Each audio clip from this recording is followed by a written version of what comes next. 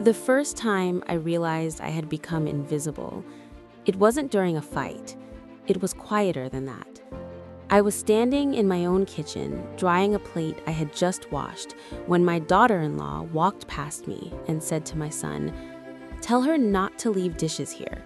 It makes the place look old." She didn't look at me, didn't lower her voice, didn't even pretend. Her. Not mom, not my name, just her. My son nodded without hesitation. "Yeah," he said, "she forgets things."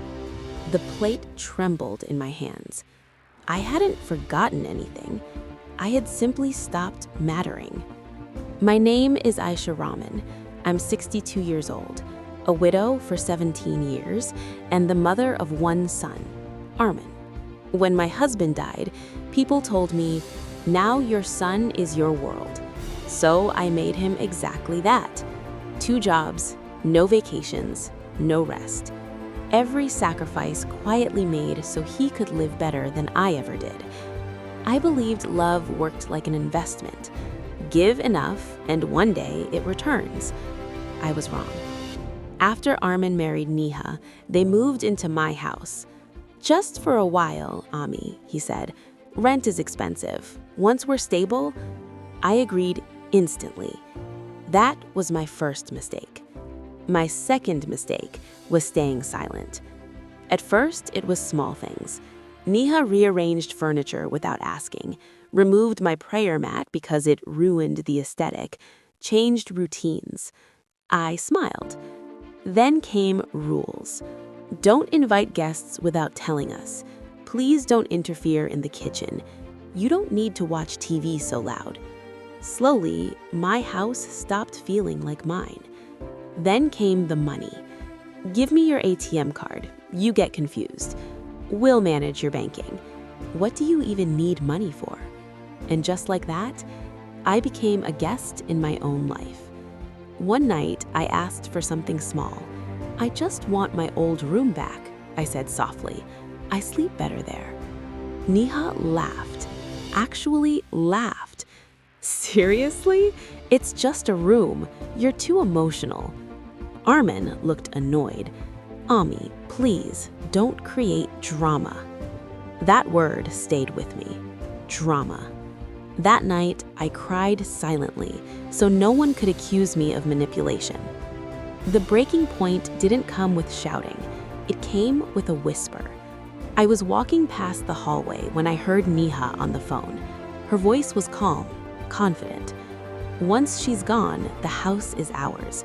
The papers are still in her name, but she doesn't understand these things." She laughed, casually, like she was talking about the weather. I stood frozen. Gone. Not moved, not relocated. Gone. Something inside me died, and something else was born. That night, I didn't cry. I made tea.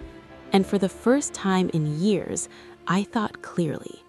The next morning, I walked into a lawyer's office. The house was mine, completely, legally, undeniably.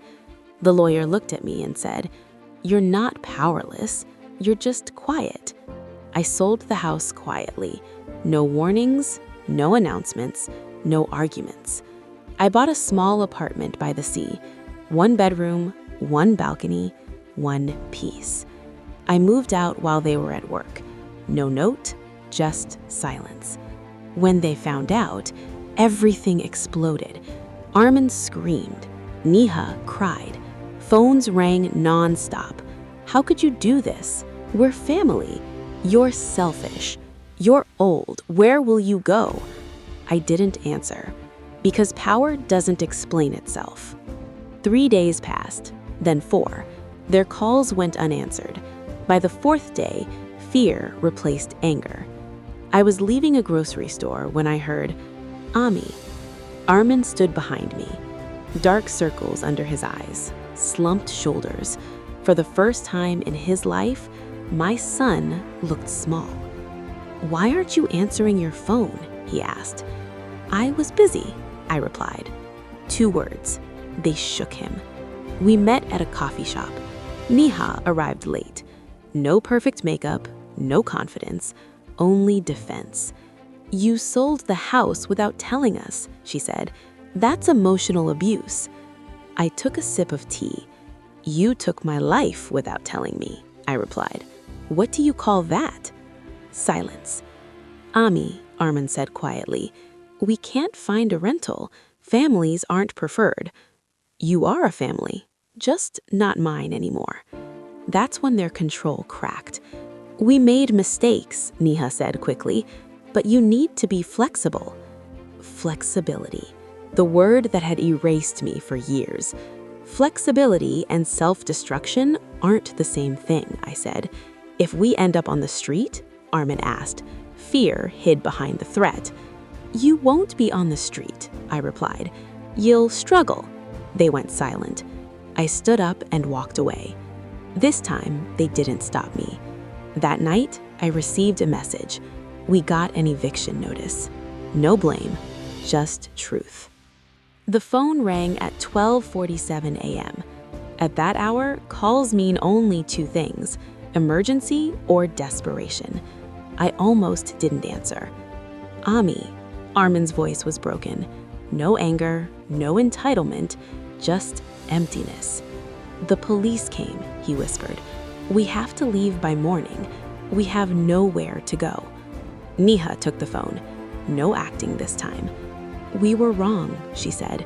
"We didn't know everything would fall apart without you." This was the hardest moment of my life. If I said yes, the lesson would die.